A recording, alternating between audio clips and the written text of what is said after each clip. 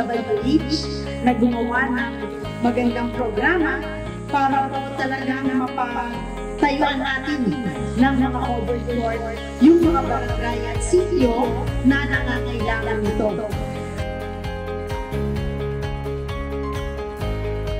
Maaari itong gamitin sa maraming uri at aktibidad na pangitinapan ng ating mga kabarangay at ating mga kababayan.